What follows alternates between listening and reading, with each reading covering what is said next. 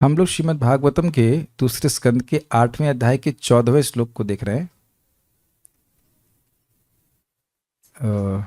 इसमें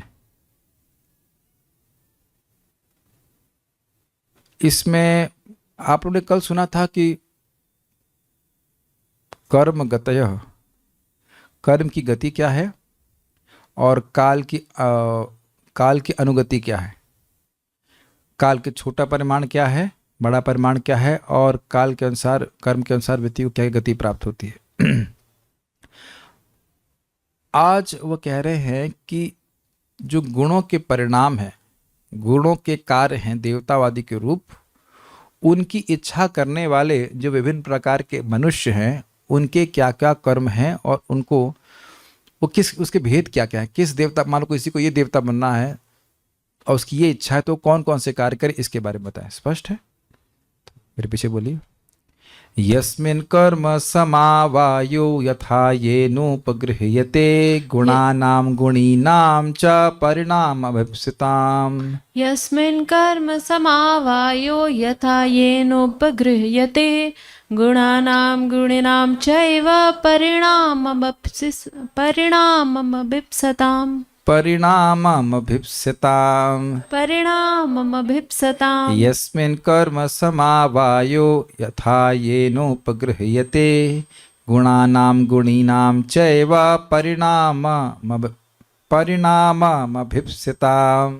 यस्मिन् कर्म समावायो यथा येनोपगृह्यते गुणानां गुणिनां चैव परिणाममभिप्सताम्। ये बहुत अच्छा है कि पारायण के नाते अगर श्लोक टफ हो तो मन को लगाना ही पड़ता है ना, एक सेकंड के लिए सोचना पड़ता है कि ये कैसे बोलेंगे। बहुत अच्छा है। यस्मिन् कर्म समावायो यथा येनोपगृह्यते गुणानां गुणीनां चैव परिणाममभिप्सताम्। यस्मिन् कर्म समावायो यथा येनोपगृह्यते गुणानां गुणिनां चैव परिणाममभिप्सताम्। यस्मिन् कर्म समावायो यथा येनोपगृह्यते गुणानां गुणीनां चैव परिणाममभिप्सताम्। यस्मिन् कर्म समावायो यथा येनोपगृह्यते गुणानां गुणिनां चैव परिणाममभिप्सताम्।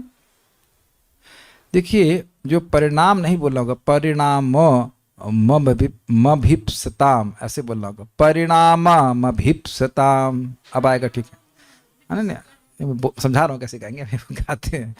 यस्मिन् कर्म समावायो यथा येनोपगृह्यते गुणानां गुणिनां चैव परिणाममभिप्सताम्। यस्मिन् कर्म समावायो यथा येनोपगृह्यते गुणानां गुणिनां चैव परिणाममभिप्सताम्।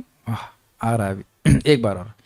यस्मिन् कर्म समावायो यथा येनोपगृह्यते गुणानां गुणिनां चैव परिणाममभिप्सताम्। यस्मिन् कर्म समावायो यथा येनोपगृह्यते गुणानां गुणिनां चैव परिणाममभिप्सताम्।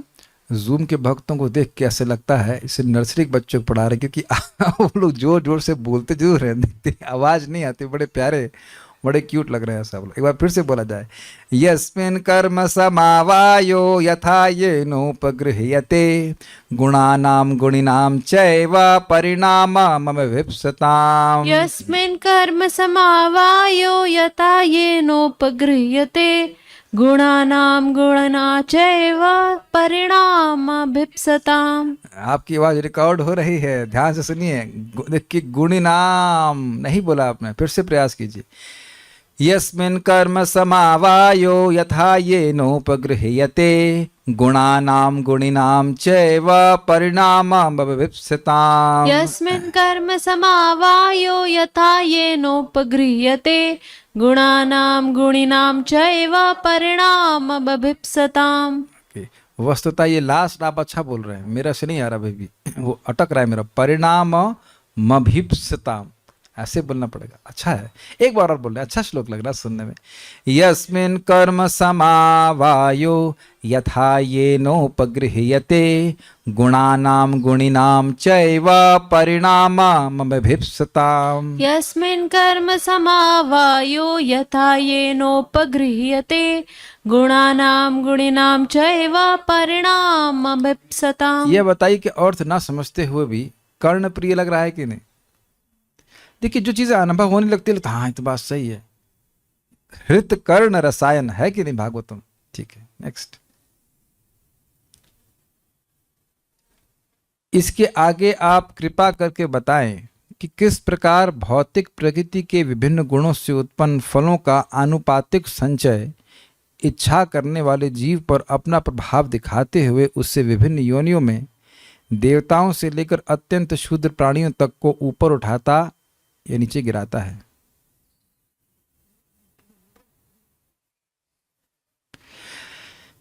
क्या समझ में आया इस अनुवाद से? हाँ, और इसी कारण लगता है कि इससे हमारा कोई मतलब नहीं है। अनुवाद स्पष्ट है, लेकिन आप देखेंगे, पहले तो देखिए कि ये दिखा रहे हैं कि इसके आगे आप कृपा करके बताएं कि किस प्रकार भौतिक प्रकृति के विभिन्न गुणों से उत्पन्न फलों का आनुपातिक संचय इच्छा करने वाले जीव पर अपना प्रभाव दिखाते हुए कौन प्रभाव दिखा रहा है? किसके बारे में बात कर रहे थे पिछले श्लोक में? काल के बारे में। तो अब समझने का प्रयास कीजिए। अनुपात समझते हैं, रेशियो।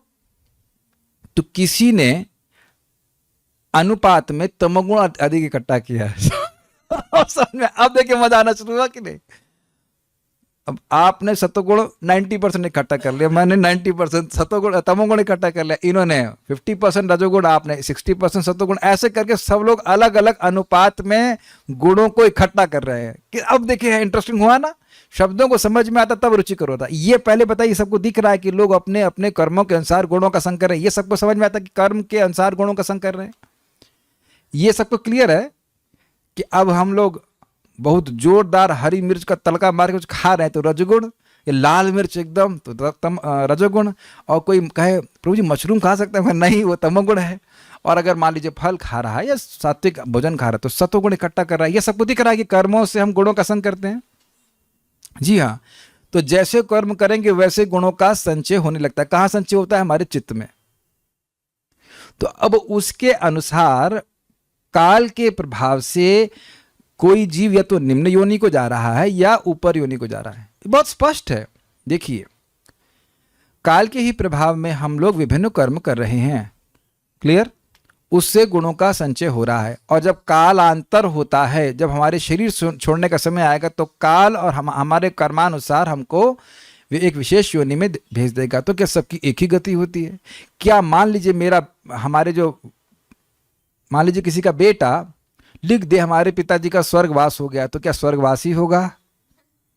पिताजी को, बच्चे को तो नहीं पता कि पिताजी का स्वर्गवास हुआ है या ब्रह्मलीन हुए हैं या गोलोक में गए हैं, कुछ तो नहीं पता।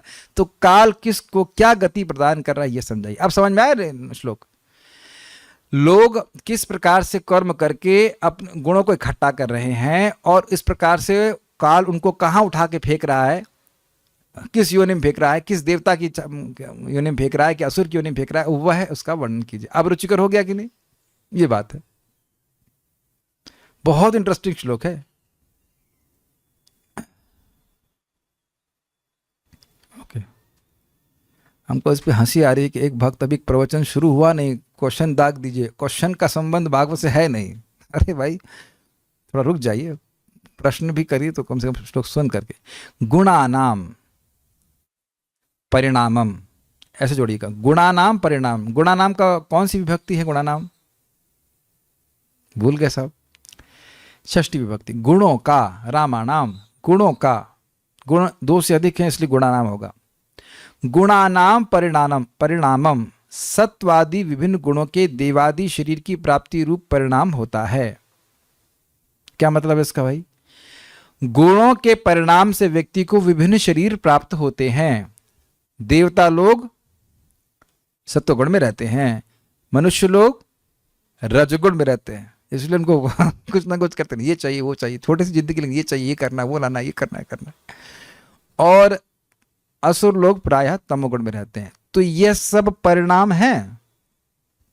अच्छा, यह दिख रहा है कि जो हम सब लोग के देह हैं ये किसी चीज के परिणाम है, हमारे कर्म के। और आप कर्म समझ रहे हैं, कर्म के अनुसार गुणों का संचय, गुण इकट्ठा किए, इसे डालो के, और फिर उसके अनुसार वैसी चेतना होगी, उस चेतना के अनुसार हमको देह प्राप्ति हो रही। ये विज्ञान तो सबको समझ में आ ही रहा है।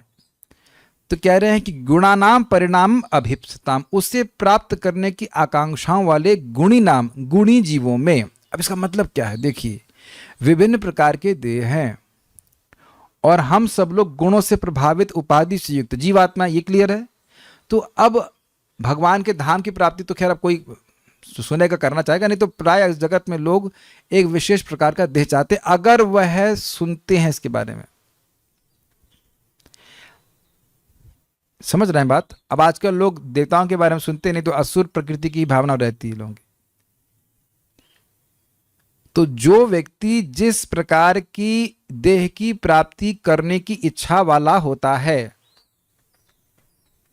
और वो देह कैसे हैं, गुणों के परिणाम हैं, ये क्लियर समझ में आ रहा है, ठीक है। ऐसे लोगों के निश्चय ही कर्म समवाय, पुण्य पाप रूप कर्मों का समूह, यस्मिन, जिस गुण का परिणाम देह में, यानी कि ये जो हमारा देह है, ये मनुष्य का देह, यह भी एक गुण का परिणाम है। उस देह में, यस्मिन सप्तमी विभक्ति है, उस देह में, ये ना जीव के द्वारा यथा जिस प्रकार से उपगृह्यते ग्रहण किया जाता है, उसे कृपया आप मुझे बतलाएं। कुछ समझ में आया? इस देह में, यस्मिन, जिस, ये जो मनुष्य देह, इसमें जो भी गुणों का परिणाम है, गुणों का कार्य है, इफेक्ट है, मैं इस देह में हूं, मैं जीवात्मा, उसके द्वारा जो जीव इस देह में रह रहा है, उसके द्वारा जिस तरह कर्म समूह को इकट्ठा किया जाता है, पुण्य और पाप को इकट्ठा किया जाता है, यह मुझे बतलाएं। प्रश्न समझ में आया आपको? कैसे एक मनुष्य जीवात्मा जो मनुष्य देह में है, अब पशुओं की बात नहीं कर रहे, क्योंकि पशु लोग तो डिफॉल्ट मोड में जैसे प्रकृति चलाती है वैसे चलते हैं, ये बात समझ में आती है सबको। पशुओं का कोई चुनाव नहीं होता, वो प्रकृति के नियमों का उल्लंघन कर ही नहीं सकते। शेर कभी कहेगा नहीं चलो आज हम नूडल्स खाएं वो ऐसा नहीं कह सकता है। वो मतलब फाड़ फूड़ के अतड़ी खाए, कुछ खाए, लेकिन नूडल्स नहीं खाएगा। और सुअर का चलो हलवा खाएं, नहीं सुअर आप जानते हैं, विद ऑल ड्यू रिस्पेक्ट, जो उनको पसंद है वही खाते हैं, पसंद नहीं, जो खाने के लिए वो बाध्य हैं वही खाते हैं। ये बेटर स्टेटमेंट है वो भी उनके पूर्वगत कर्म के अनुसार है। लेकिन जो भी है, आप इतना सबको सब वक्त समझते हैं कि जो मनुष्य जो नीचे निम्निया है, वह सब जो उनको सेटिंग कर दी गई है वही खाते हैं। देवता लोग कर्म बना पाते हैं? नहीं बना पाते हैं, नहीं बना पाते हैं, वो भोगते हैं, उनके कर्म होते हैं। छीने पुण्य मरते लोकम विशंति। नहीं तो आप सोचेंगे ना देवता बन गया तो वहां और पुण्य करता है और फिर वो बना रहेगा, ऐसा नहीं होता है। वहां पे कर्म कांड करके जो पहुंचता है उसका पुण्य क्षीण हो जाता है। जो भक्ति करके पहुंचता है वो आगे प्रगति करते हुए भगवान के पास चला जाता है, लेकिन जो कर्म कांड करके पहुंचता है वो नीचे गिरता है वापस। तो ये समझने का प्रयास कीजिए, जो गुणिनाम है, जो इस देह को प्राप्त किए हुए हैं, जो गुणों का परिणाम है, वह अन्य गुणों के परिणाम देह को प्राप्त करने के लिए जिस प्रकार इस देह में, यस्मिन, इस देह में, उनके द्वारा, ये ना, उन जीवों के द्वारा, मनुष्यों के द्वारा, यथा जिस प्रकार कर्म समूह को इकट्ठा किया जाता है वह बताइए। अर्थात पुण्य क्या है, पाप क्या है, कैसे लोग करते हैं और कैसे इसको इकट्ठा करके किन किन देह को प्राप्त करते हैं, ये बताइए। अब समझ में आएगा। और यह सब काल के प्रभाव में हो रहा है। मान लो मैंने कोई गाय दान करी, तो अब इसका पुण्य कब तक मिलेगा, कितना मिलेगा, इसका निर्णय तो होना चाहिए ना। और अनलेस कोई इसको सुपरवाइज कर रहा है, हमें इसका लाभ कैसे मिलेगा? आप लोग भी, जो लोग कुछ नौकरी करते हैं, तो आप लोग कुछ सुपरविजन होता है ना परफॉर्मेंस का, कि इतना काम किए हैं।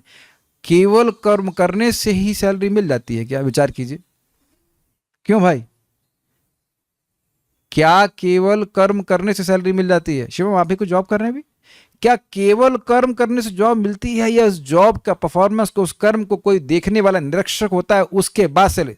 ठीक है, तो कर्मणा दैव नेत्रेणा, कर्म कर रहा है उसके ऊपर दैव का नियंत्रण है और उसके अनुसार व्यक्ति कार्य करता। तो काल भी भगवान की इच्छा को ही सूचित करता है। काल के रूप में भगवान अलग अलग गति लोगों को देते हैं। तो काल किस प्रकार से कर रहा है ये बता रहा है। देखिए ये बहुत गंभीर प्रश्न है, क्योंकि आजकल के ज़माने में लोग कहते हैं कोई कुछ नहीं कर रहा है, मेरे मन में जो आएगा वो करेंगे, लेकिन तुम्हारे मन अनुसार गति प्राप्त नहीं होगी। फिर काल कहेगा जो मेरे मन में आ रहा है वो मैं तुमको गति प्राप्त कराऊंगा। क्या इस समय समाज में इस प्रकार से लोग निर्भय होकर के नहीं घूम रहे हैं? वैसे वो निर्भयता तमोगुण की है। जैसे ट्रेन आने वाली को है कोई नहीं है, कुछ नहीं होता, कुछ नहीं होता, उसके बाद पीस के चली जाएगी ट्रेन। ये है ना इस समय, बताइए ना, मुर्गा खा रहे हैं, गलत सलत काम कर रहे हैं, कोई देखने वाला नहीं। भगवान, मैं कहता हूं भगवान नहीं है, और अगर भगवान है तो तुरंत मुझे मार डाले, देखो मैं नहीं मरा। और ऐसी बात सुनकर के लोग पीटते, हाँ भगवान नहीं, भगवान नहीं, भगवान नहीं। भगवान तुम्हारे जैसे चींटी को मारने के लिए आएंगे, अरे कम से हिरण्यकशिपु तो बनो, है ना। यहाँ कोई मक्खी बोले, भाई महाराज बोलते हैं चींटियां हल्ला कर दे ये अच्छा है, चींटियां हल्ला कर दे कि भाई हम मनुष्यों की सत्ता को नहीं मानते, लेकिन एक मनुष्य आएगा पानी से कुल्ला कर देगा तो कहेंगे बाढ़ आ गई। अगले दिन चींटियों के अखबार में चींटियों के अखबार में न्यूज आई, अरे हमारी सभ्यता तबाह हो गई, बाढ़ आ गई, बाढ़ आ गई। क्या होते हुए नहीं देख रहे हैं आप? हिमाचल प्रदेश में है ना, और कहाँ कहाँ पे तो देवता थोड़ा कुल्ला कर दिया, सब बह गए, सारा सब कुछ बह गया। परम पूज्य राधानाथ महाराज बहुत अच्छी बात कर रहे थे, जबरदस्त बात कह रहे थे। देखो ये अमेरिका ने इराक के खिलाफ कितना बड़ा युद्ध कर दिया, किस लिए? वो जो प्लेन से अटैक किया था, 5,000 लोग मर गए थे। तब थे आप प्लेनेट पे थे ना? 2001 में हुआ था शायद, व्हाटएवर, पैदा नहीं होते तब? अच्छा तब नहीं हुई, ठीक। ये घटना ये मैथोलॉजी नहीं है, ये है यद्यपि आपके जन्म से पहले हुई। और उसी अमेरिका में बड़े बड़े तूफान आते हैं और हजारों लोगों को मार देते हैं, तब तुम क्या करते हो? देख रहे हैं काल की शक्ति। तो वही काल कहाँ उठा के फेंक देगा व्यक्ति को, ये समझना चाहिए, जानना चाहिए। अब आप समझ रहे हैं क्यों? क्योंकि इस समय हम अपने कर्मों के साथ जो गुणों का संचय कर रहे हैं उसी के अनुसार अगली गति प्राप्त होगी। ना मेरी माँ, ना मेरे पिताजी, ना मेरे और कोई संबंधी, वो रोते रह सकते हैं लेकिन हमारी गति को रोक नहीं सकते हैं। जो करना है वो अभी करना है। एक व्यक्ति के एक संबंधी की मृत्यु हो गई, उनकी बच्ची की मृत्यु हो गई, तो वो रो रही थी, कह रही थी मेरी बच्ची के लिए मैं अब क्या कर सकती हूँ। हमने कहा अब क्या कर सकते हैं ये प्रश्न मत कीजिए, जब वो जिंदा थी तब क्या कर सकती थी ये पूछिए आप। और ये स्थिति सबके लिए है। मरने के बाद जो करेंगे तो अंदाजा से आप हिसाब लगाओगे, हाँ ये कर सकते हैं, वो कर सकते हैं, होता है लाभ होता है, लेकिन जीते जी तो भजन करना चाहिए ना। ये सब प्रश्न से बहुत महत्वपूर्ण है। क्या गति, क्या करेंगे, क्या करेंगे, किससे किस गुण का संचय होगा, उसके क्या गति प्राप्त होगी, सब बताइए। क्योंकि आप जानते हैं कि भगवान की भक्ति करने से आप गुणों का संचय नहीं कर रहे हो, आप भक्ति का संचय कर रहे हो, और उससे भगवान के धाम की प्राप्ति होगी। यह प्रश्न भी इसमें आ जाएगा। Is it okay? ठीक है, बहुत अच्छा श्लोक था ये। श्रीधरी, सत्वादि गुणों के परिणाम स्वरूप देवादि शरीर को प्राप्त करने के इच्छुक जीवों में जिस गुण का परिणाम होने पर, अर्थात जो शरीर मिल जाता है मनुष्य देह, पुण्य पाप रूप कर्मों का समूह किसी कर्म समुदाय को जिस प्रकार से करने पर जीव देवादि शरीरों को प्राप्त करता है, उसको आप मुझे बतलाइए। देखिए ध्यान दीजिएगा, आप कहेंगे कि भाई मनुष्यों का ही शरीर को गुण का परिणाम क्यों कह रहे हैं? पशुओं का शरीर भी तो गुणों का परिणाम है। लेकिन यह बताइए कि क्या कर्म का समुदाय पाप और पुण्य आप पशुओं पर लागू करेंगे? नहीं करेंगे। इसीलिए यहां विशेष रूप से मनुष्यों को ही बोला जा रहा है। मनुष्य के जीवन में ही कर्म पाप और पुण्य का हिसाब किताब होता है। अब देवताओं का क्या पाप और पुण्य? वेल, देवताओं को भी पाप लग सकता है, जैसे कि वृत्रासुर को मारने का पाप लगा था, लेकिन मुख्य रूप से यहाँ पे बात हो रही है मनुष्यों की। सारार्थ दर्शनी, आप ये समझने का प्रयास कीजिए कि मनुष्य योनि कैसी है। जैसे चौराहा होता है ना, हम आगे जा सकते हैं मतलब सतोगुण, या फिर नीचे जा सकते हैं तमोगुण, या राइट में जा सकते हैं रजोगुण, ऐसे करके मनुष्य योनि फिर प्राप्त हो जाएगी। ऐसा रहता है। प्रभुपाद जी का बहुत गंभीर वचन है इसके ऊपर कि लोग इतने मूर्ख हैं कि उनको यह नहीं पता है कि वह कल सुबह एक कुत्ते के शरीर में हो सकते हैं, एक सूअर के शरीर में। भक्तों के लिए तो खैर, और भक्तों को यह नहीं पता कि कल वो वैकुंठ पे हो सकते हैं। क्यों कृष्णा प्रभु, क्या लगता है?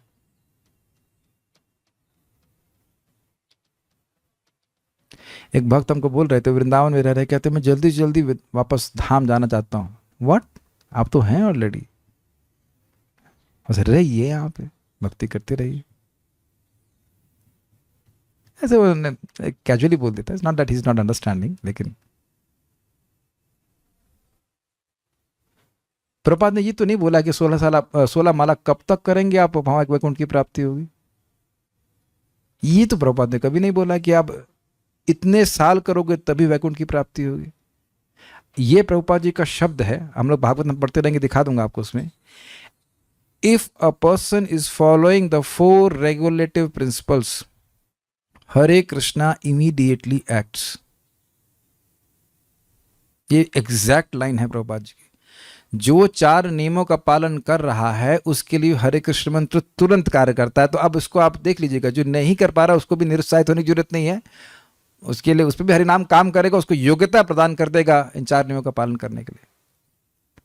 कलयुग में यही सबसे बड़ी तपस्या हो जाती है, हरे कृष्ण मंत्र का जप करे, 4 नियमों का पालन करे। इसीलिए मैं बोलता हूं कि बच्चों को जप जरूर कराई। बच्चे तो नियम नहीं भंग करते ना। आपको पता है 4 नियम क्या होते? अच्छा, इनको पता है? अच्छा, इनको पता होने की जरूरत है क्या? माता पिता भक्त हैं, सहज पालन हो रहा है, और 14 साल तक तो कोई पाप लगता भी नहीं है।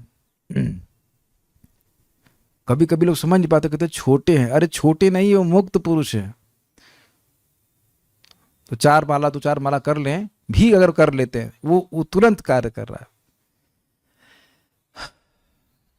मैं एक बहुत अच्छी बात बोला था, इससे पहले मैं आगे जाऊँ, बहुत अच्छी बात हम नारद प्रिय पर चर्चा कर रहे थे। मैंने कहा जरा आप टाइम स्केल में पीछे जाइए और स्मरण करें कि यदि हम 4वीं क्लास से, चलिए 4वीं तो नहीं 5वीं क्लास में होते, सबको याद आ रहा है 5वीं क्लास का कुछ, और उस समय कृष्ण भावना की बात बताई जाती, तो क्या आपको बिल्कुल समझ में नहीं आता? यस, आप अगर ईमानदारी से विचार करेंगे तो आप कहेंगे कि हाँ मुझको समझ में आता। मैं तो कुछ सुनने को मिलता ही नहीं था। बल्कि अगर आप ये भी आप देख लें, हम भी सब इसको जानते हैं कि जो बच्चे घर जॉइंट फैमिली में रहते हैं, जो जॉइंट फैमिली की जॉइंट कथा होती है सोच रहे हैं आप, घर की उसके ननद ने ऐसा कहा, उसने कहा, वह भी वो उनको फीलिंग हो जाती है, वो समझ जाते हैं क्या बोल रहे हैं। तो सुनने का मौका तो दीजिए बच्चों को, सुनेंगे तो वो समझ जाएंगे। मैं एक असली बात बता रहा हूँ। ये बाली में मैं क्लास दे रहा था, एक बच्चा वीडियो गेम खेल रहा था। उसका ये काम ही था कि कथा होगी तो वीडियो गेम खेलता रहेगा, लेकिन बाद में वो लड़का सारी बात बता देता था जो क्लास में हुई। Is it not amazing? कुछ लोग ऐसे होते हैं। तो सुनेगा तब समझ में आएगा ना कि कर्म की गति क्या होती है, कैसे हम गुणों का संग्रह कर रहे हैं, इत्यादि इत्यादि। और उसके बाद फिर उसको सदगति प्राप्त हो जाएगी। सारा दर्शन नहीं। गुणानाम अर्थात सत्व आदि गुणों का परिणामम अर्थात देवादि शरीर की प्राप्ति रूपी परिणाम होता है। स्पष्ट समझ आ रहा है? वह गुणिनाम अर्थात व्यष्टि जीव अर्थात इंडिविजुअल जीव के द्वारा अभिप्सिता में इच्छित होता है। यह भी स्पष्ट है। यस्मिन अर्थात इन परिणामों में, किन परिणामों में? अब यहां यस्मिन का अर्थ हो गया मनुष्य शरीर के परिणामों में। देखिए, केवल देवताओं का शरीर गुणों का परिणाम नहीं है, मनुष्यों का भी है और असुरों का भी। तो असुर तो देवता बनने के लिए कुछ करते नहीं है। कर्म योनि आप जानते हैं, मनुष्य योनि। तो इसलिए यस्मिन करते जो मनुष्य शरीर में कर्म समवाय अर्थात कर्मों के समूह अर्थात सुकृत दुष्कृत। अब देखिए और क्लियर किया, केवल कर्मों का समूह पाप और पुण्य नहीं है, इसके अलावा और भी कुछ कर्म है। क्या है? सुकृत और दुष्कृत। सुकृत मतलब हो गया पुण्य, कर्मकांडीय पुण्य। दुष्कृत मतलब पाप। योग, अब योग सामान्य पुण्य में इकट्ठा नहीं होता। अब बैठ के व्यक्ति अष्टांग योग का अभ्यास कर रहा है, दैट इज नॉट इन सामान्य पुण्य, वो सामान्य पुण्य नहीं है। अब वह अपने मन को परमात्मा में केंद्रित कर रहा है, वो आध्यात्मिकता में जा रहा है। मेरी बात आप समझ पा रहे हैं? ज्ञान एवं भक्ति, यह भी एक विशेष प्रकार के कर्म हुए कि नहीं हुए? अच्छा ये बताएं, इस समय पाप तो मैं नहीं कर रहा हूं संदेह कि नहीं है, पुण्य कर रहा हूं। अब समझ रहे हैं, कर्मकांडीय की तरह से तो कुछ कर नहीं रहा हूं, अष्टांग योग कर रहा हूं, हाँ सीधे तो बैठे हैं आप, मतलब सुखासन में कर, लेकिन हम अष्टांग योग नहीं कर रहे हैं। बैठे भले आसन में, लेकिन अष्टांग योग नहीं कर रहे हैं। अच्छा ज्ञान योग कर रहे हैं, वेल नॉट एग्जैक्टली। भक्ति, हाँ। तो अब देखे 5 प्रकार के कर्म, ये समूह हो गया, ये सबका इकट्ठा हो रहा है कि नहीं। अब आप जाप करने बैठे तो अष्टांग योग तो नहीं कर रहे हैं, पाप और पुण्य तो नहीं कर रहे हैं, स्पष्ट समझ आ रहा है। प्रसाद खा रहे हैं तो क्या कर रहे हैं, पाप और पुण्य इकट्ठा कर रहे हैं, नहीं, भगवान की भक्ति कर रहे हैं। तो ये पांच समूह कैसे व्यक्ति इकट्ठा कर रहा है, और उसके अनुसार व्यक्ति क्या गति प्राप्त होती है, सुनिए। तो आप देख रहे हैं कि वो उसको और एक्सपैंड कर रहे हैं। कर्म समवाया मतलब कर्म समूह किस प्रकार से अर्जित होता है, आदि की समस्त क्रियाओं में जो हैं उनके विषय में कहीं, मतलब बताएं। अब आप ये बताइए, अभी मैंने आप लोगों का एग्जाम लिया और सबने सही उत्तर दिया कि एकदम समझ में आता है पाप क्या है, पुण्य क्या है, और अष्टांग योग क्या है, ज्ञान योग क्या है, और भक्ति योग क्या है। ये आप लोग को समझ में आ रहा है कि नहीं आ रहा है? तो भागवत सुनने तो समझ में आया ना? यस। तो क्या इसके बारे में बताइए। यह परिणाम विशेष रूप से मनुष्य देह को इंगित करता है, तथा इस परिणाम में भी, परिणाम समझ रहे हैं, गुणों का जो परिणाम है उसमें भी ये ना, अर्थात जीव के द्वारा, यानी मनुष्य जीवात्मा जो मनुष्य देह है उसमें है, उसके द्वारा यथा, अर्थात जो विशेष कार्य उपगृह्यते अर्थात ग्रहण की जाते हैं उसका वर्णन कीजिए। अष्टांग योग कैसे करता है, पुण्य पाप कैसे करता है, पापों का वर्णन 5वें स्कंद के 28वां बता रहे हैं आप, 29वां चेक कर लीजिए, मेरे ख्याल से 29 है, आप चेक कर, 28 है, आखिरी अध्याय है, आप तो ठीक बोल रहा हूँ आखिरी अध्याय है 5वें स्कंद का। उसमें खूब अच्छे से वर्णन है कि कौन कौन से पाप करने से कौन सी गति प्राप्त होती है। इन केस किसी को पाप के आइडियाज चाहिए तो वहां से इकट्ठा कर लेता है, लेकिन मैं ये नहीं कह रहा हूं कि पाप कीजिए। हमको बड़ा इसमें विनोदपूर्ण लगता है कि जगाई मधाई भी शास्त्र पढ़ते थे, ब्राह्मण परिवार से थे, लेकिन ये ढूंढने के लिए कौन सा पाप रह गया जो नहीं किया है। ओ 26 है ना, 28 ना 29, कितने अध्याय है? 26 अध्याय नहीं, अच्छा नरक आप बता रहे हो 26, ओके ओके, 28 नरक है, हाँ ठीक है ठीक है। और अध्याय कौन सा है?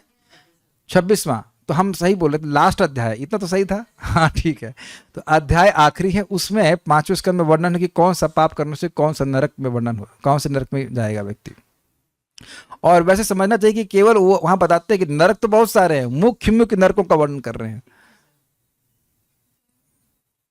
अब जो भी हो आखिरी अध्याय है, नंबर कुछ भी हो, हाँ आखिरी अध्याय। इसमें कितना झगड़ा है देखिए एक सिंपल से प्रश्न पे। तो आप ठीक ठीक वर्णन करें कि किस प्रकार से कर्म होते हैं। अच्छा अब आप ये बताइए, इन इन कर्मों के द्वारा जो साध्य प्राप्त हैं उनका भी वर्णन आ जाएगा कि इससे क्या मिलेगा, उससे क्या मिलेगा। तो जो बुद्धिमान व्यक्ति है वो जब सब सुन लेगा तो क्या करेगा, भक्ति नहीं करेगा। ज्ञाने प्रयास समुदपस्य नमंत एवं, कौन भगवान को प्राप्त कर रहा है? जिसने ज्ञान के प्रयास को दूर से त्याग दिया, भैया हमें नहीं जाना उस क्लास में, क्या ज्ञान योग पढ़ाएंगे, नहीं चाहिए हमको, पढ़ना ही नहीं है। भगवान की भक्ति करता है, श्रवण कीर्तन करता, तो इसका वर्णन नहीं हो रहा है कि भक्ति करके व्यक्ति भगवान को जीत लेगा। तो जब आप सुन लेंगे इस बात को कि भक्ति करके हम भगवान को ही जीत लेंगे, तो फिर हम बाकी पुण्य पाप काय को करेंगे, क्या मिल रहा है उससे? ठीक है, ओके। तो आप ये समझ सकते हैं कि इसको भी भक्ति की ओर प्रेरित करने वाला ही प्रश्न है। मनुष्य में कर्म, अब देखिए उसको एक्सप्लेन करना है कि क्या पूछना चाहते हैं। मनुष्यों में कर्म, ज्ञान आदि का मतलब अष्टांग योग और भक्ति का कौन कौन अधिकारी है एवं किस प्रकार कौन कौन से साध्य को प्राप्त करता है, यह अर्थ है इस प्रश्न का। अब तो बहुत स्पष्ट समझ में आ रहा है। कर्म अधिकारी कौन है? जो कर्म बहुत कर्मठ है, वो इतना कर्मठ है कि उसे क्लास में नहीं बैठ पाएगा वो। ये मैं, अच्छा मैं आपको एक सीक्रेट बता रहा हूँ, जब मैं कुछ पढ़ लेता हूँ मैं उसी को रिपीट करता हूँ तो उससे बातें याद हो जाती हैं। पता है क्लास देने का फायदा बहुत इजी है। ये भक्ति रसायन सिंधु में समझाते हैं रूप गोस्वामी जी कि कौन कर्मयोग का अधिकारी कौन है? जो बहुत इतना कर्मठ है, इतना आसक्त है कि वो क्लास में नहीं आ सकता। अच्छा ज्ञान योग का अधिकारी कौन है? इतना विरक्त है कि भगवान से ही विरक्त है ये दिक्कत है। और भक्ति का अधिकारी कौन है? ना वो इतना अधिक आसक्त है कि क्लास में ना आ पाए, और ना इतना विरक्त है कि भगवान से ही विरक्त हो जाए, लेकिन भगवान की कथा सुन करके वह सहज रूप से वशियों से विरक्त हो जाता है। तीनों का अधिकार समझ में आ गया। अच्छा अब आप ये देख रहे हैं कि आप लोग भक्ति के अधिकारी हैं। पहले ये क्लियर समझ आ लीजिए और ये एकदम ईमानदारी समझो। क्या आपको उस क्लास में कथा सुनना अच्छा लगता है? यस, जब कर सकते हो हाँ कर रहे हैं। अच्छा, मैं कहूँ कि आप बिल्कुल निरासक्त हैं? बिल्कुल निरासक्त तो नहीं है, ऐसा तो नहीं है। क्लियर समझ में आ रहा है कि नहीं कि हम ऐसा व्यक्ति भक्ति के लिए अधिकारी है, न वो पूरी तरह से आसक्त है और न वो पूरी तरह से निरासक्त है, लेकिन कथा में आसक्ति है या एटलीस्ट कथा में रुचि है, और कथा सुनते सुनते व्यक्ति कथा की रुचि बढ़ती जाएगी तो अपने आप आसक्ति भगवान से हो जाएगी और जगत से निरासक्ति हो जाएगी। इस प्रोसेस में आपका हृदय कठोर नहीं होगा। जो बहुत विरक्त है उसका हृदय कठोर हो जाता है तो वहाँ भक्ति प्रकट नहीं हो पाती। आपने देखा है जो मट्टी बहुत ठस होती है उसमें पेड़ आप नहीं रुका सकते हो। मेरी बातें समझ रहे हैं? बहुत कठोर मट्टी हो, तुलसी जी की मट्टी देखी होगी आपने, जब बहुत कठोर आती है उसे कुदालना पड़ता है, इज इट नॉट? तो बहुत ठोस मट्टी में बीज नहीं उगता है। मिट्टी सॉफ्ट होनी चाहिए, तो हृदय सॉफ्ट होना चाहिए। वो व्यक्ति इतना विरक्त हो गया कि उसका हृदय पूरा सूख गया है, तो वहाँ भक्ति उदित नहीं हो पाई। भक्ति के लिए तो मृदुता चाहिए। तो वो व्यक्ति इतना भी आसक्त नहीं कि क्लास में ना आ पाए, कथा ना सुने, और इतना भी निरासक्त नहीं कि अरे कथा होता तो माया है, सब छोड़ो। कितनी सुंदर बात बताएगी, और कथा उसको अनासक्त कर देती जगत से, ये बात है। अच्छा, यह प्रश्न कर्म मिश्र, ज्ञान मिश्र, योग मिश्र एवं शुद्ध भक्ति के लिए पर्याप्त है। क्यों प्रश्न कह रहे हैं? कर्म मिश्र भक्ति मतलब भक्ति मुख्य है, थोड़ा उसमें कर्म कांड भी है। उसको भक्ति सब कुछ कैसे हो जाएगा, थोड़ा सा कुछ हाको डाको भी होना चाहिए, तब हमारा कुछ फायदा होगा। और ज्ञान मिश्र मतलब थोड़ा तो निर्विशेष ब्रह्म का अनुशीलन होना चाहिए, थोड़ा ज्ञान प्राप्ति का प्रयास कर, देह से मैं, देह से पृथक आत्मा, उस पर विचार होना चाहिए। तो यह भी इसमें भक्ति मुख्य है, ज्ञान का सम्मिश्रण है। और योग मतलब थोड़ा वो नाक वाक दबाएगा, कुछ करेगा, थोड़ा सा इसका भी सहायता लेना चाहिए। ये आप देखिए, जैसे मान लीजिए आप कोई बीमारी से ग्रसित हैं, हम कोई भी कर सकते हैं, तो उसका ये विश्वास नहीं होता कि इसी दवा से ठीक हो जाऊंगा। आप समझ में आ रहा है मतलब 80% ही दवा पे विश्वास है, 20% थोड़ा कुछ और भी सहायता ले लेते हैं। ठीक है, अब समझ में आ गया। और शुद्ध भक्ति मतलब कहेगा जिसको पूर्ण विश्वास है, भाई नाम में सारी शक्ति है, तो हमें क्या जरूरत है किसी और चीज की आश्रय लेने की। अब आप विचार कीजिए, अब आप एक प्रश्न फिर आ जाएगा कि सब लोग फिर शुद्ध भक्ति क्यों नहीं करते? क्योंकि देखिए, गुणों का विस्तार उनके हृदय में अलग अलग प्रकार से है। उन लोगों ने हम सबके हृदय में जैसा जैसा गुणों का विस्तार होगा वैसे वैसे व्यक्ति की श्रद्धा होगी। 17वां अध्याय उसके पहले दूसरे श्लोक में बताया गया, यो यश श्रद्धा स एव सः सत्वान रूप सर्वस्या श्रद्धा भवति भारता श्रद्धामयम अयम पुरुषो यो यश श्रद्धा स एव सः। जिसका जैसा सत्व होता है वैसे वैसे उसकी श्रद्धा होती है, और जिसकी जैसा श्रद्धा होती है उसके अनुसार वैसा व्यक्ति कहलाता है। समझ रहे हैं? तो जो व्यक्ति शुद्ध चेतना का होगा उसको भगवान की भक्ति पे सहज विश्वास होगा, भक्ति करके पार हो जाएगा। और अन्य गुणों के प्रभाव में रहेगा, नो भगवान के नाम मतलब इतना ऐसा कैसे वैसा कैसे करके। तो जब भक्ति करता जाता है, धीरे धीरे करके उसको भक्ति का अनुभव होता है, फिर भक्तों का संग प्राप्त होता है, तो वो शुद्ध भक्ति का ही आश्रय लेता है। लेकिन अलग अलग अधिकार होते हैं, अधिकार मतलब चित्त की अवस्था के अनुसार, तो उनको क्या क्या कर्म करते हैं और क्या गति प्राप्त है, इसका वर्णन आप करिए। तात्पर्य, प्रकृति के भौतिक गुणों में समस्त कर्म और कर्मफल लघु रूप में अथवा बृहद रूप में संचित होते रहते हैं, और इस प्रकार इन संचित कर्मों के फल उसी अनुपात में प्रकट होते हैं।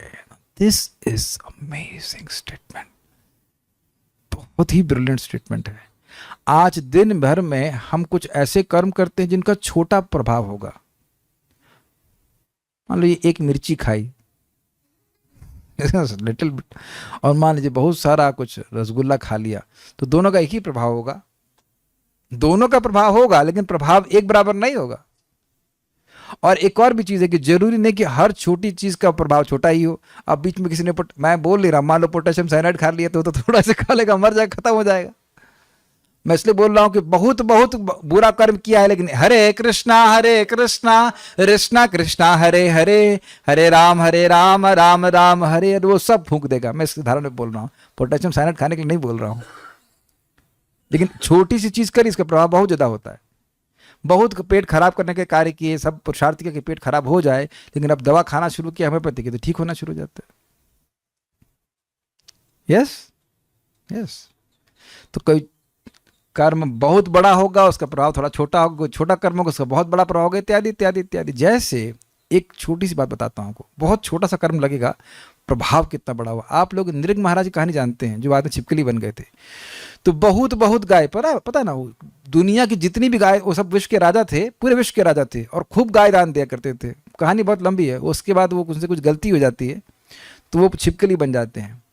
लेकिन बाद में भगवान श्री कृष्ण स्वयं अपना हाथ बढ़ा करके उनको छिपकली के शरीर से मुक्ति दिलाते हैं, देवता का शरीर प्रदान करते हैं, भगवान की भक्ति भी देते हैं, अपनी भक्ति देते हैं।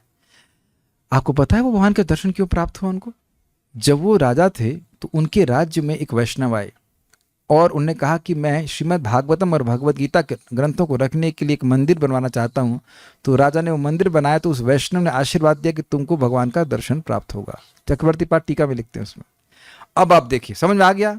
देखने में बहुत छोटा सा कर्म लग रहा है कि हाँ भाई हमने तो, अब राजा के लिए एक मंदिर बनाना कौन सी बड़ी बात है, लेकिन देखिए उसको भगवान का ही दर्शन प्राप्त हो गया। ऐसे ही मुचकुंद महाराज को गर्गाचार्य बोले थे, जहां तक मुझे स्मरण आ रहा है, गर्गाचार्य बोले थे कि तुमको भगवान का दर्शन प्राप्त होगा। जहां तक मुझे स्मरण है गर्गाचार्य ही बोले थे। और जब वो सो रहे थे और तब उनको भगवान का दर्शन प्राप्त हुआ। तो एक महद अनुग्रह हो गया। चलिए और सीन चेंज कीजिए। अब नलकुबेर मणिग्रीव के बारे में तब जानते ही हैं, कहाँ वो कौन सा कर्म कर रहे थे उसका वर्णन हम नहीं करना चाहते हैं, लेकिन अब नारद जी का दर्शन हो गया। नारद जी का दर्शन, हाँ सारा कहानी उनको नारद जी को बोलने में कुछ क्षण लगे होंगे, और देखो भगवान का दर्शन, ब्रज में जीवन, और उसके बाद भगवान का दर्शन प्राप्त हुआ, शुद्ध भक्त बन गए।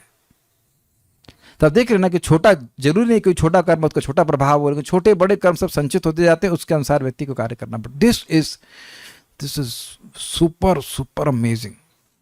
हम सोच रहे हैं कुछ हम कार्य कर रहे हैं कुछ प्रभाव नहीं पड़ेगा। प्रभाव दिख नहीं रहा है आपको? ये देह नहीं दिख रहा है प्रभाव पिछले किए गए कर्मों का?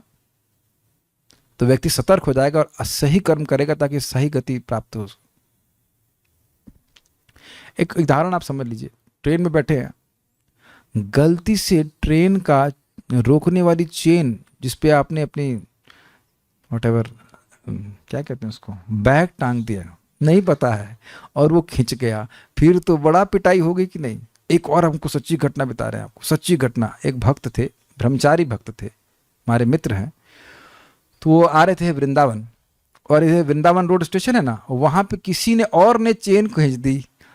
तो कहे अरे अच्छा है चलो यहीं उतर जाते हैं। वो उतर गए और पुलिस वाले सोचे कि इसने मतलब रोकी है चेन, खूब उनको थप्पड़ मारा, बहुत मारा, जबकि उनका वो कर्म नहीं था। वो अच्छा खासा बैठे रहते, थोड़ा मथुरा में उतर जाते तो रहता, लेकिन गलत समय पे बाद में माफी भी मांगे वो लोग पुलिस वाले कि ऐसा हम नहीं किए, लेकिन पिटाई तो हो गई ना।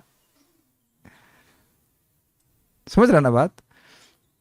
तो छोटे बड़े कर्म जो है सब संचित होते हैं। अब वैसे ये भी उनका कुछ पहले का कर्म रहा होगा, तब इस प्रकार से व्यक्ति को भोगना पड़ा। ये सबको आप बताइए। तो जैसे सब कर्म कर रहा है उसके अनुपात में प्रकट होते हैं। महाराज परीक्षित ब्राह्मण श्रेष्ठ सुखदेव गोस्वामी से पूछते हैं कि ये कर्म तथा उनके फल किस प्रकार घटित होते हैं, इसके लिए कौन सी विभिन्न विधियां हैं और वे किस अनुपात में कार्यशील होते हैं। कौन सा कर्म करने से कितना लाभ होता है, सब बराबर से लाभकारी नहीं होते हैं। जैसे आप जानते हैं वो प्रसिद्ध घटना 18वां अध्याय भगवद गीता की महिमा का, उनको बड़ा मजेदार लगता है। इंद्र की पूजा हो रही थी और ये इंद्र 100 अश्वमेध यज्ञ करके आए हुए थे और खूब खुश थे। इतने में देखा कि उनके ही चेले उनको नीचे उतार दिए, दूसरे व्यक्ति को आया उसको बिठा दिए इंद्र के रूप में। तो उनको आश्चर्य हुआ कि इसने तो कोई यज्ञ नहीं किया, कुछ नहीं किया, कैसे इंद्र बन गया। तो आगे जाके उनको मालूम चलता है कि भगवद गीता के 18 अध्याय के 18वें अध्याय के 5 श्लोक को बोलते थे। अब देखिएगा वो छोटा कर्म है, ये हमको सीखना बहुत जरूरी है। हम लोग भागवतम पढ़ रहे हैं तो हमें समझना होगा कि भागवतम देखने बहुत सामान्य सा कर लग रहा है, घंटा भर के क्लास हम सुन रहे हैं, इससे क्या फर्क पड़ेगा? फर्क बहुत बड़ा पड़ जा रहा है। ये बात समझने का प्रयास करें कि ये सारी लीलाएं नित्य हैं। इस समय भी सुखदेव गोस्वामी कहीं किसी ब्रह्मांड में परीक्षित महाराज को बोल रहे हैं, और जैसे ही हम इससे कनेक्ट करते हैं, मेरी बात समझ रहे हैं? इस समय हम लोग हैं ना परीक्षित महाराज सुखदेव के संवाद को डिस्कस कर रहे हैं। We are immediately connecting to the past time which is happening in some universe. Sukhdev Goswami इस समय किसी ब्रह्मांड में इस श्लोक को बोल रहे हैं। ये भागवत शाश्वत है, हम पहली बार नहीं समझा रहे हैं, भीष्म पितामह के प्रसंग में भी समझाए थे। जैसे ही आप इसको पढ़ रहे हैं आप उससे कनेक्ट कर रहे हैं, भले इसका रियलाइजेशन ना हो। मैं आपको सच्ची घटना बता रहा हूँ। आप अगर महाराज का प्रवचन सुनेंगे, परम पूज्य राधानाथ महाराज का भक्ति तीर्थ महाराज के गुणगान में, तो उनके आखिरी का समय था, तो वो दोनों लोग रात भगवान की लीलाओं का वर्णन कर रहे थे, पूरी पूरी रात बीत जाती थी। अकस्मात भक्ति तीर्थ महाराज को एक रियलाइजेशन हो, कहते we have made it, we have made it Maharaj ji, we have made it. एकदम से ऐसे बोलने लगे, जबकि पूरे शरीर में कैंसर था, बड़े उत्साहित। तो महाराज बोले क्या हो गया? तूने कहा कि हम भगवान की लीलाओं का चर्चा कर रहे हैं और मुझे रियलाइजेशन है कि वी आर, हो रहा है कि मैं सीधे, हम दोनों ही लोग भगवान की लीला में हैं।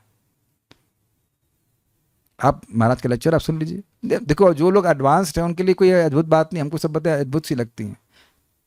लेकिन एक बात से आप समझ जाइए, कभी आपके संग कोई बहुत दुखदायी घटना हुई है अपार्ट फ्रॉम माई क्लासेस? वैसे बताइए। अब यह बताएं कि उस घटना का स्मरण कर करके आप उसी में नहीं जीने लग जाते हैं? क्या अनुभव नहीं करते? वो ऐसा हुआ था, ऐसा हुआ था, वैसा, वही सोचते रहते हैं कि नहीं? वो मन ही तो आपको लेके जा रहा है, वो घटना तो हो चुकी ना। क्या हमारे संग ऐसा नहीं हो रहा है? जबकि वो घटना हो चुकी है और ये घटना हो रही है। ये भागवतम की चर्चा कहीं और भी हो रही है, ये श्लोक कहीं और भी डिस्कस किए जा रहे हैं और वी कैन कनेक्ट। अब आप देखना, इसका प्रमाण आपको तीसरे स्कंद में मिल जाएगा। जैसे ही विदुर जी से उद्धव जी पूछते हैं, क्षमा कीजिएगा, उद्धव जी से विदुर जी पूछते हैं, तो उद्धव जी इसमें लिखा है तल लोका, तुरंत भगवान के धाम में चले जाते हैं अपनी चेतना के द्वारा। ये सब बड़ी अद्भुत बातें हैं, श्रीमद् भागवत में आपको सुनाई पड़ेगा। तो मैं खाली ये सब बातें इसलिए बोला समझाने के लिए, श्रीमद् भागवतम को जो पढ़ रहे हैं ये कोई सामान्य बात नहीं। आप सुन चुके, मृत्यु शामित्र कर्मणि, मृत्यु बाहर खड़ी, अंदर नहीं आ सकती है। We are safe.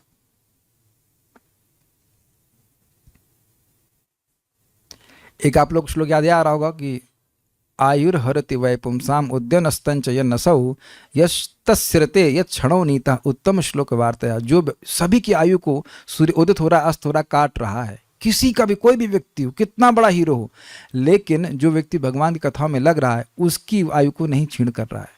तब एक ही कर्म है। अच्छा ये बताइए, दुनिया में सब लोग बात कर रहे हैं कि नहीं? इस समय बात ही कर रहे हैं और हम लोग भी बात कर रहे हैं, तो क्या एक ही प्रभाव है? नहीं है ना? यस। अनुपात अलग अलग हो गया कि नहीं? यस। तो इस विज्ञान को व्यक्ति को समझना चाहिए।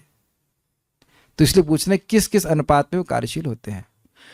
उच्च लोग जिन्हें स्वर्ग के देवों का धाम कहते हैं, अंतरिक्ष यान के बल पर नहीं, जैसे कि अब अनुभव ही वैज्ञानिकों द्वारा कल्पना की जाती है, अपितु सात्विक कर्मों से प्राप्त की जाते हैं। ऊर्ध्वम गच्छन्ति सत्वस्थ, नॉट रजस्थ। जो रजोगुण में सात्विक, ये रजोगुण तमोगुण के साइंटिस्ट हैं, वह कभी देवताओं के लोग को प्राप्त नहीं कर सकते, कर ही नहीं सकते। क्यों? तुम ब्रह्मा हो? नहीं, हम ब्रह्मा के बाप की बात बोल रहे। कौन है ब्रह्मा का बाप? भगवान कृष्ण। ऊर्ध्वम गच्छन्ति सत्वस्थः। वैसे साइंटिस्ट नहीं बोलेंगे कि आप ब्रह्मा के हैं, ब्रह्मा है, क्योंकि उनको तो ब्रह्मा जी पे विश्वास नहीं है। Is it not? सात्विक कर्मों से प्राप्त होते हैं, रजोगुणी तमोगुणी लोग नहीं बन सकते देवता।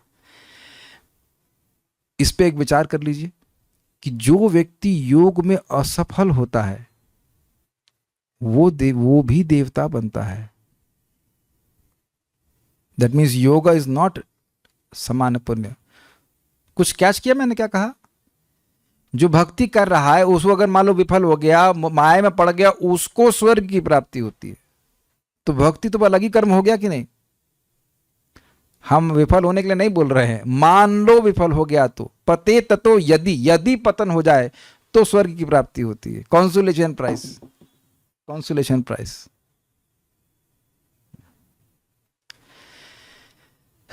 तो अब बताइए कि वो व्यक्ति पुण्य करेगा, अरे भाई यहाँ कॉन्सोलेशन में स्वर्ग मिल रहा है तो भक्ति ही कर लेते हैं। Is it not? क्या फायदा ये पुण्य आदमी कर करके। और इधर आप देखिए इसी कहानी को जो है नृग महाराज की सुनाई, खूब पुण्य की, एक गलती हो गई, छिपकली बन गए।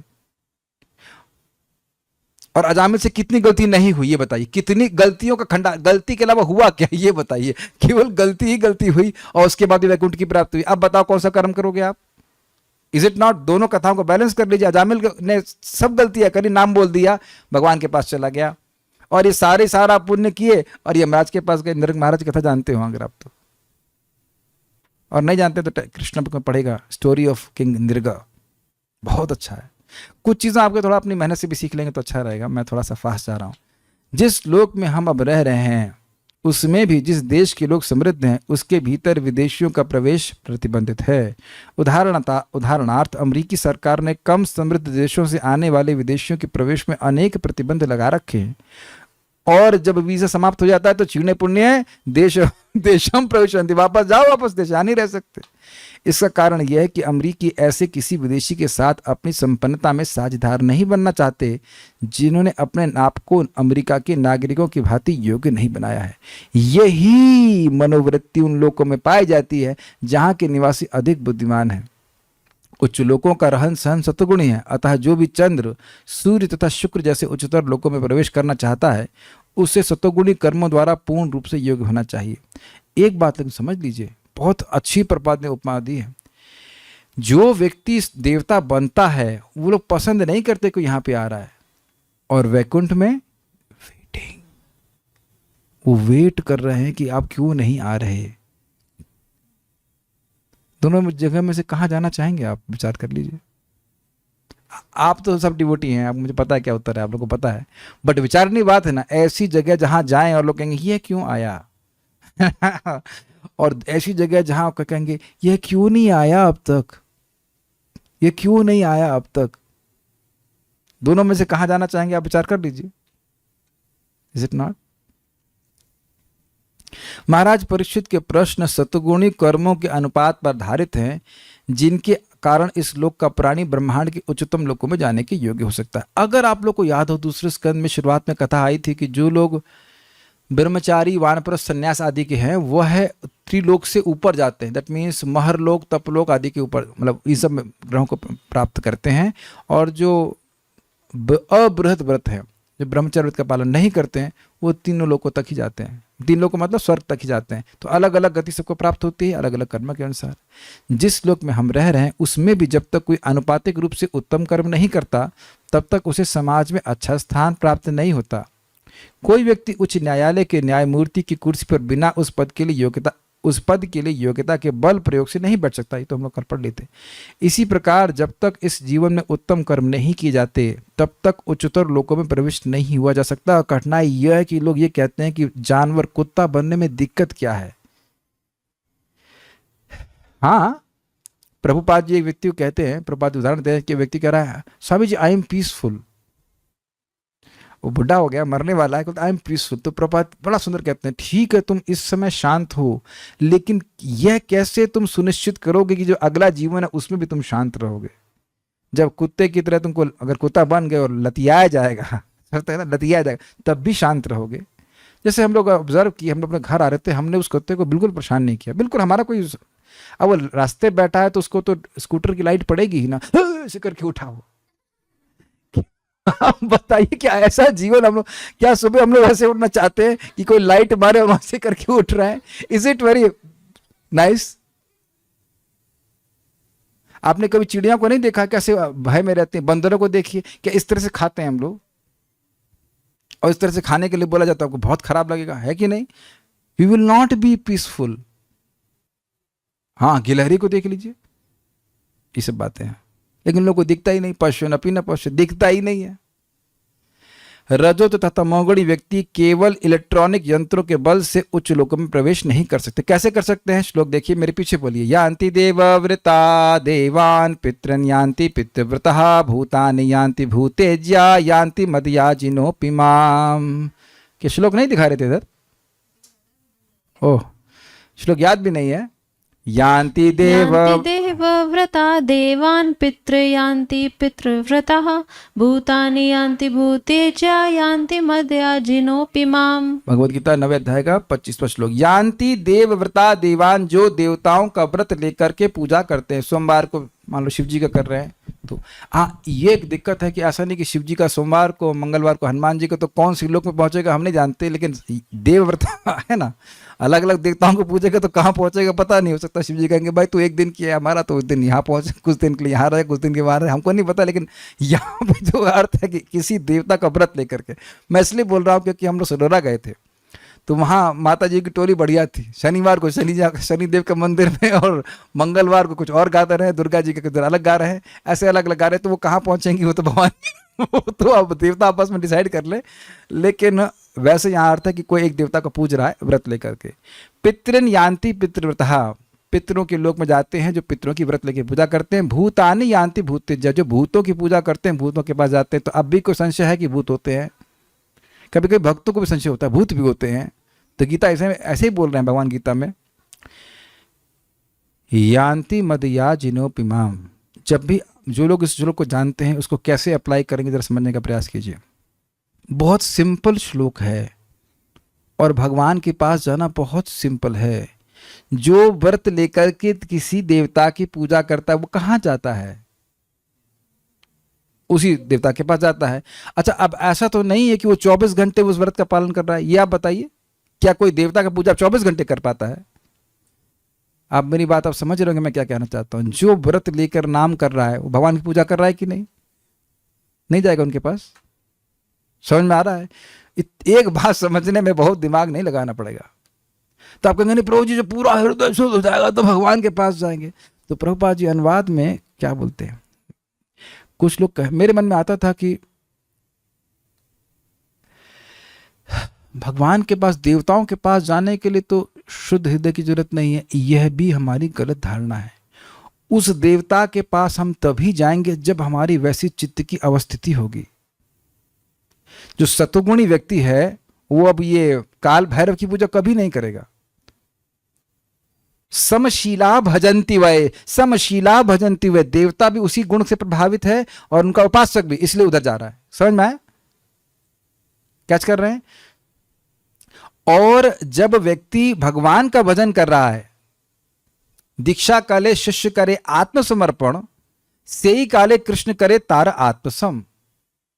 जब दीक्षा के समय भक्त समर्पण करता, आत्मसमर्पण करता, भाई हमने बहुत मस्ती कर ली, अब नहीं, अब आपके अनुसार चलेंगे, है ना? वैद्य के पास से जाते ना, बहुत मस्ती कर ली, अब आप बताइए क्या खाना है क्या नहीं खाना, ठीक है ऐसे करो, हाँ ठीक है, जी जी बिल्कुल ऐसे। तब वहां कह रहे हैं कि सेई काले कृष्ण करे तार आत्मसम, कृष्ण उसको अपना पार्षद बना लेते हैं, ये व्यक्ति मेरा है। कितना पावरफुल स्टेटमेंट है ना। बट आत्मसमर्पण करना है, गुरु के अनुसार चलना है। तो अब अगर वैसा व्रत लेके आप करेंगे तो क्यों नहीं पहुंचेंगे, ये बताइए। तो अब बात बड़ी क्लियर है ना। जगत दुख का घर है, हम अगर नाम व्रत करेंगे, भगवान का भजन करेंगे तो निश्चित भगवान के पास पहुंच जाएंगे। इसमें टेंशन क्यों ले रहे? अब मैं देखिए हर प्रकार का लोग सोच रहे हैं हम पहुंचेंगे कि नहीं पहुंचेंगे, कब पहुंचेंगे, ये पहुंचेंगे वो पहुंचेंगे। भगवान बोल तो रहे हैं कि पहुंचोगे। जो भगवान ने कहा कि भाई मेरी जो पूजा करता है मेरे पास पहुंच जाएगा, उसे पहुंच जाएंगे, खत्म। आप लोगों ने पढ़ा है कि नहीं पढ़ा है? पढ़ा होगा। गीता के अंत में बोलते जो गीता का अध्ययन करता है बुद्धि के द्वारा मेरी पूजा करता है। इस समय हम क्या कर रहे हैं? कर रहे हैं ना बुद्धि के द्वारा पूजा।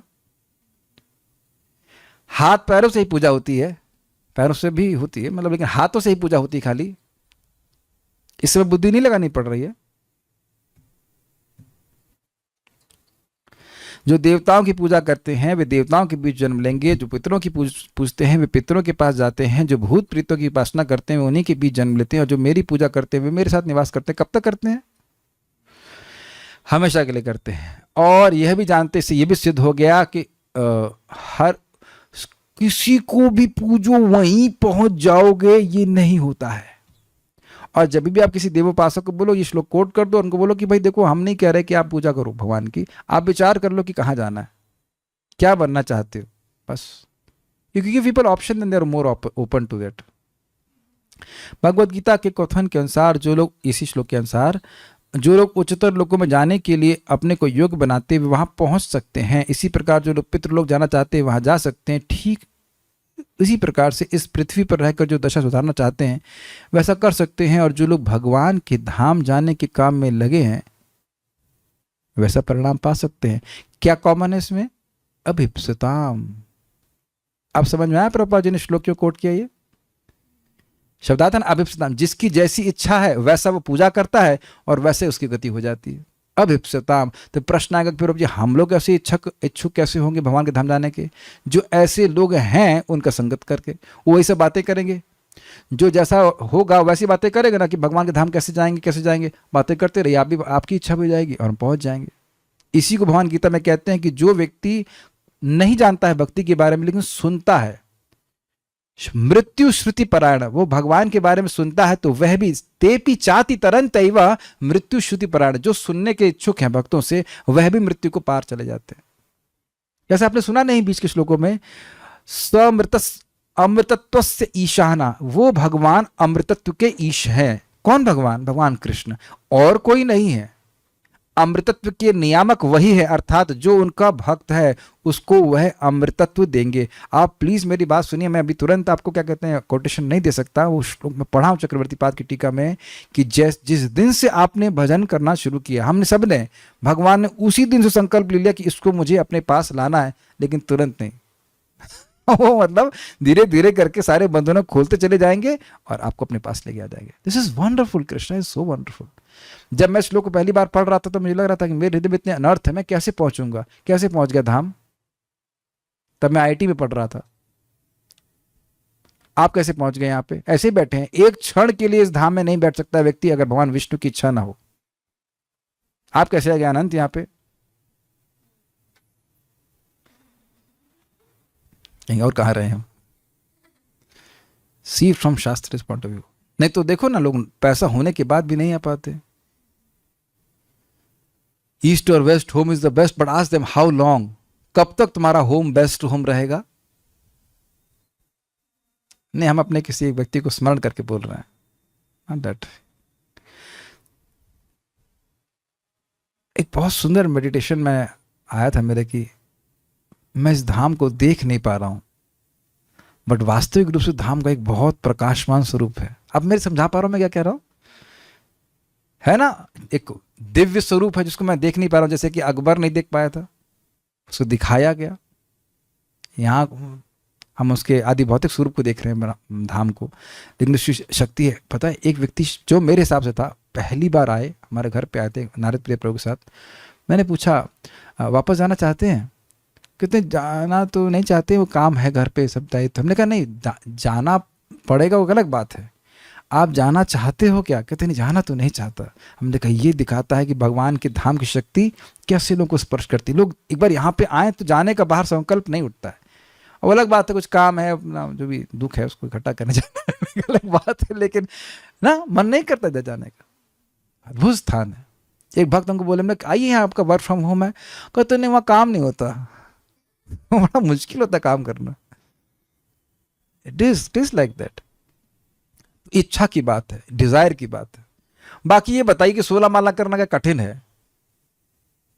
हमको तो रोटी बनाना ज्यादा कठिन लगता है।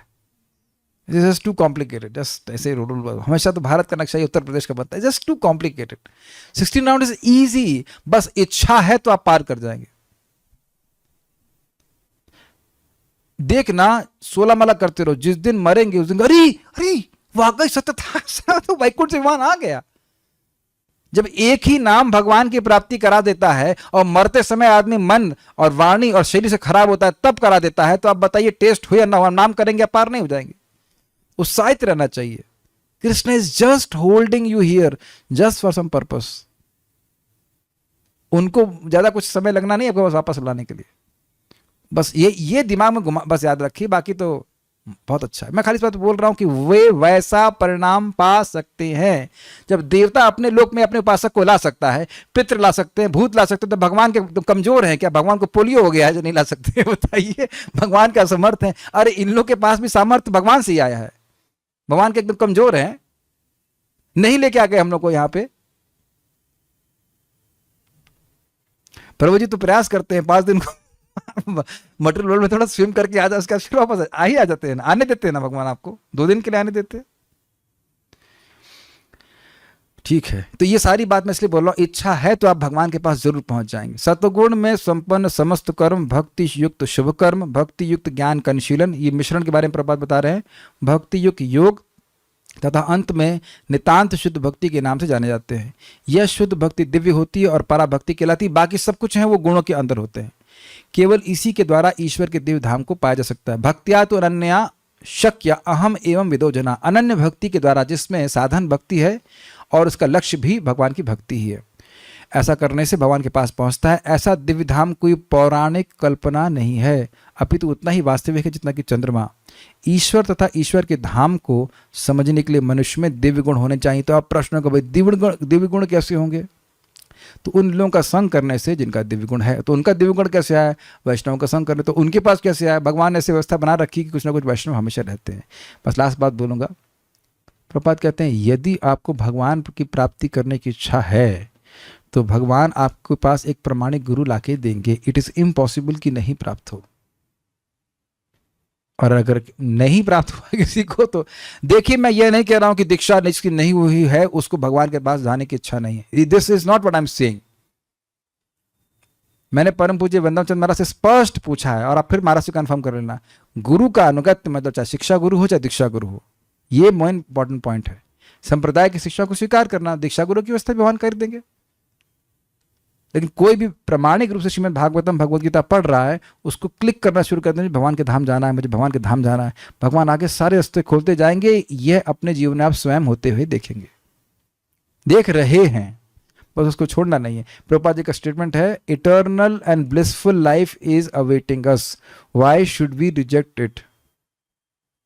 है ना, कोई सुबह कर 16 माला नहीं कर रहा तो ये बोला ना, हमें नहीं जाना वैकुंठ, हमें नहीं जाना भगवान के धाम, हमें नहीं जाना, तुम जाओ तुम जाओ, हमें नहीं जाना। नहीं तो क्या मुश्किल है। एक बात मैं और बोलना चाहता हूं, इस जगत में लोग मेहनत बहुत करते हैं, लेकिन इसका कोई श्योरिटी नहीं है कि उनका प्रभाव, उनका जो कर्म है वो सफल होगा, है ना। लेकिन ये भगवान का शब्द है कि जो मम अर्चनम ना गंतुम अन्यथा, मेरा अर्चन अन्यथा नहीं जा सकता है। What a statement. श्रद्धानुसारे न फल हेतु कत्वा, लेकिन श्रद्धा के अनुसार, श्रद्धानुसार इच्छा के अनुसार फल का हेतु बनता है। कोई व्यक्ति स्वर्ग प्राप्त करना चाहता है स्वर्ग प्राप्त करेगा, और भगवान की प्राप्ति करना चाहता है भगवान के पास चला जाएगा, ये बात है। लेकिन हरे कृष्णा आपने बोला है तो ये फलीभूत होगा ही, ये बात समझने का। ये आप लोग को बहुत सामान्य लगता है, कितनी मुश्किल से किसी को भक्ति हम बारे में समझा पाते हैं, और वो बेवकूफ़ सा कथा होता सुनता नहीं, फिर ड्रॉप कर जाएगा, ये करेगा वो करेगा ये करेगा, वो बड़ा दुख लगता है इसमें। वो समझ नहीं पा रहे कितना बड़ा भाग्य बन गया। इसीलिए कथा सुनना शुरू है। आपसे निवेदन है कि कल सुबह आप लोग हो सके तो गीता क्लास में जो लोग आ सकते हैं वहाँ, बहुत सुंदर श्लोक है, स निश्चय न योक्तव्य योगो निर्विण्ण चेतसा। बहुत अच्छा श्लोक है। वहाँ भगवान समझा रहे हैं किस प्रकार से व्यक्ति को ये निश्चय प्राप्त होता है कि मैं भगवान की प्राप्ति करूंगा ही। Will see that. I just see some questions are there and then will stop.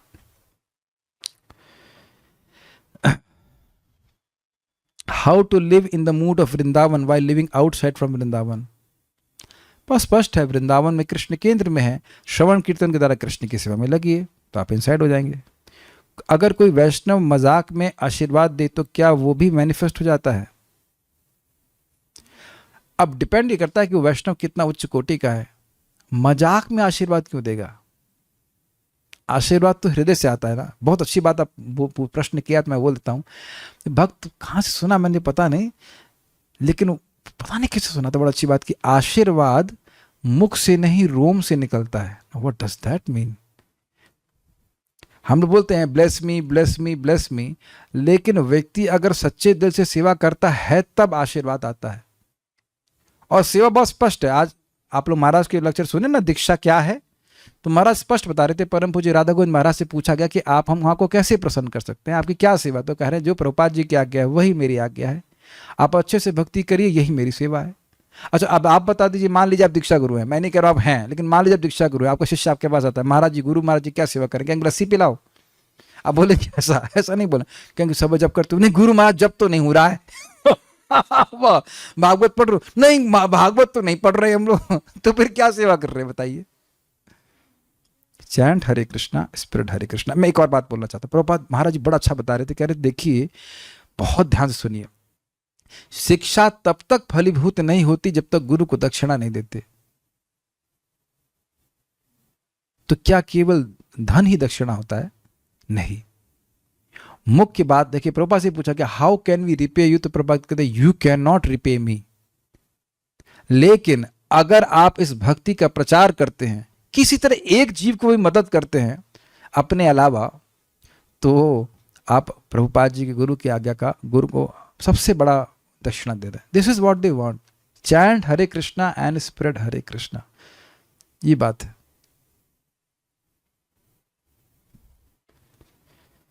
ये सब मेरे शब्द नहीं है, सब प्रभुपाद जी। दान की गई काओ में से एक काओ वापस उनको मिल गया। हाँ मुझे पता है, मुझे लीला पता है भाई। ऐसा क्या सोच रहा है कि उनको नहीं पता? हम खाली पूरा लीला सुनाने लग जाएंगे तो फिर क्लास नहीं कर पाएंगे।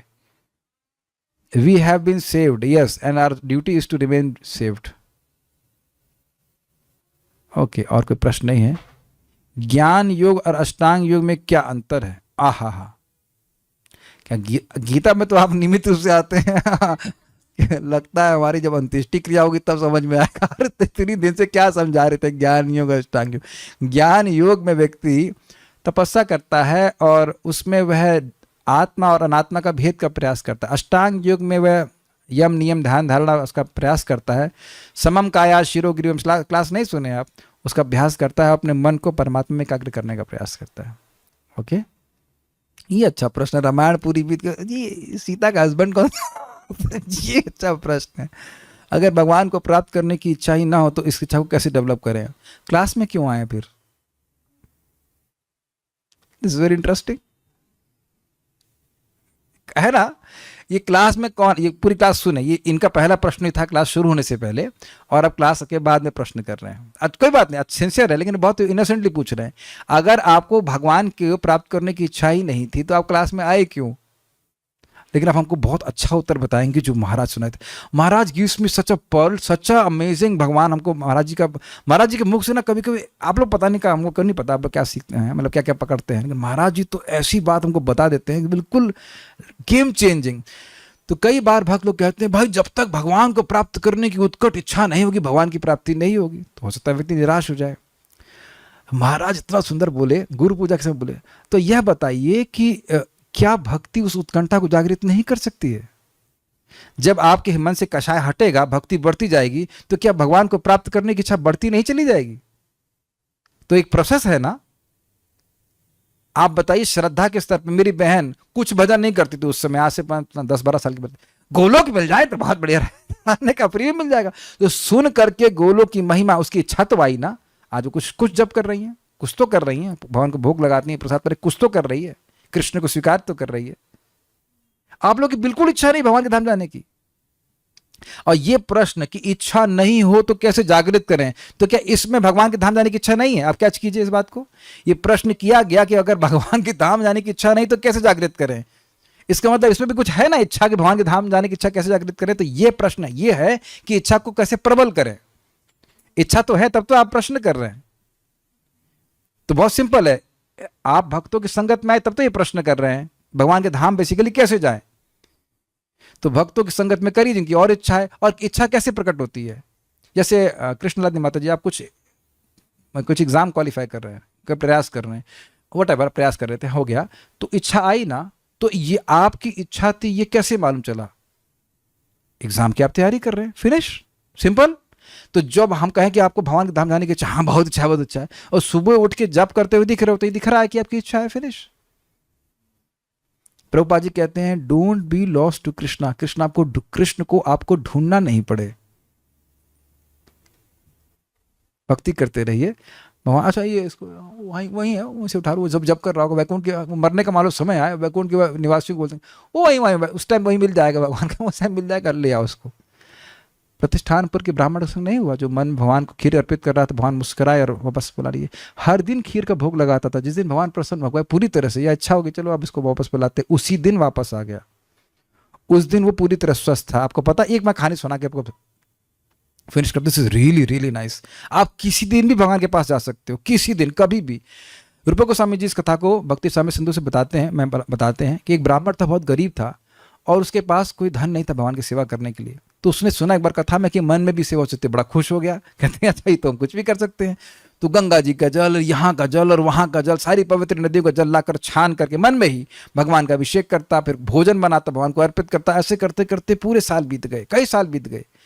एक दिन भगवान को वह मन में खीर अर्पित कर रहा था। तो खीर जो है ठंडी अर्पित करनी चाहिए, तो खीर बन गई, गर्म थी, मन में ही गर्म थी। तो उसने अपनी इस उंगली से खीर को टच किया कि देखें कितनी गर्म है, और उसका ध्यान टूट गया, और देखा उसने कि वाकई उसकी उंगली जल गई थी। देख रहे हैं मन का ही कितना प्रभाव होता है। और भगवान नारायण मुस्कुराने लगे। तो लक्ष्मी जी कहें क्यों मुस्कुरा रहे हैं? तो कुछ उत्तर नहीं दिए, उस भक्त को वापस बुला लिए। वो स्वस्थ था, बढ़िया था, और भगवान उसी समय उसको वापस ले आए। तो किसी भी समय भगवान के पास जा सकते हैं, कभी भी। बस हमारा कर्तव्य भजन करते रहे। भगवान जब प्रसन्न होंगे, जब जितना प्रसन्न हो जाए, जब उनकी इच्छा हो, हमको वापस पकड़ ले आ सकते हैं। ओके,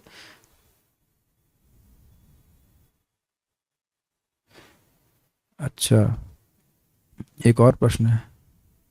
मुझे फिर भी ज्ञान योग समझ नहीं आया। Is it about Sankhya? Okay, yes, Sankhya yoga and ज्ञान योग इज सेम, जिसमें भौतिक प्रकृति से 24 तत्वों और आत्मा और परमात्मा, यस यस यस यस, उनको अलग किया जाता है और आत्मा को अलग भेद देखने का प्रयास करते हैं। ज़्यादा समझिए मत, हमें को भगवान की भक्ति करनी है बस। हाँ, लेकिन बात यही है, यही ज्ञान योग कहलाता है। सही है। पहले यज्ञ में राक्षस बाधा डालते थे, आजकल परिवार वाले ही बाधा पहुंचाते हैं, क्या करें? बहुत अच्छा प्रश्न है। प्रभुपाद जी इस बात को कहते हैं कि जब आप भजन करना शुरू करेंगे तो पूरा विश्व आपके अगेंस्ट हो जाता है। इसीलिए तृणादपि सुनीचे ना तरोरपि सहिष्णु ना मानिना मान देना कीर्तनिया सदा हरे। परिवार वाले, वैसे तो जिस प्रश्न व्यक्ति ने प्रश्न किया उनके खाली पति हैं और तो है नहीं कोई। उनको इतना खिला दीजिए कि वो उठ ही ना पाए, सोते रहे आराम से, आप जब करते रहिए। तुम लोग तो कुछ अपना कर्तव्य करते ही नहीं। हाँ, Hare Krishna Krishna Krishna, yes yes yes yes yes yes yes yes. हम तो बस इतनी बात समझते हैं, आज भी मर सकते हैं, कल सुबह क्लास नहीं होगी क्यों नहीं होगी? प्रभु जी सुधार गए, कहाँ सुधारे पता नहीं लेकिन सुधार गए। Who knows. मेरी माँ मेरे को बढ़िया से घुगरी खिलाई मटर, उसके बाद तो क्या कहते हैं लैया खिलाई, उसका शाम को रात में खत्म। तो ये क्या मैं कर सका बताइए? और मैं सामने भी बैठता तब भी क्या कर लेता? क्या कर सकते हैं बताइए? तो जो कोई भी आज बाधा डाल रहा है वो कुछ भी बाधा डाल नहीं सकता, बाधा केवल मेरी ही है, मैं ही नहीं कर रहा हूं। आपकी जिसने प्रश्न किया, गर्दन तो नहीं काटी गई आपकी, हाँ गर्दन काटी किसी ने? परम पूज्य जयपताका महाराज पे तो गर्दन पे चक्कू भी चल चुका है, वो तो भक्ति नहीं छोड़े। क्या उतनी समस्या है बताइए? जिसने प्रश्न किया है जब कम से कम गर्दन तो हिलाइए। क्या आपकी गर्दन पे छुरी चली हरि नाम करने से? नहीं ना, ना। जीसस जी को भगवान जीसस क्या कहेंगे, जीसस प्रभु को सूली पे टांग दिया गया, क्या हमें सूली पे टांगा जा रहा है? तो इतना तो कोई बड़ी कठिनाई नहीं है। ठीक है, भगवान का प्रसाद खाइए, जप कीजिए, एवरीथिंग विल बी ओके। इतना परेशान नहीं, दो चार ताने सहन लेने में क्या दिक्कत है? अरे भाई, जब जब जब अपमान नहीं होगा तो ये कैसे मालूम चलेगा कि इतनी सहिष्णुता आई है? हम मान लें हम बहुत बड़े एडवांस डिवोटी हैं, तो कुछ अपमान होगा, कुछ कुछ तकलीफ दी जाएगी, तब तो सहन होगा, तब तो आपको सब चेक किया जाएगा ना। आपने एग्जाम की तैयारी करी तो आप पास हो गए तो मालूम चला ना कि हाँ भाई हमने पढ़ाई करी। तो भगवान अपने भक्तों को ऐसा परीक्षा में डालेंगे ही, सहन तो सबको करना पड़ता है। विल स्टॉप हियर, ऑलरेडी 8:30 बज गया। श्रीमद् भागवतम की जय, श्रील प्रभुपाद की जय, निताई गौर प्रेमानंदे।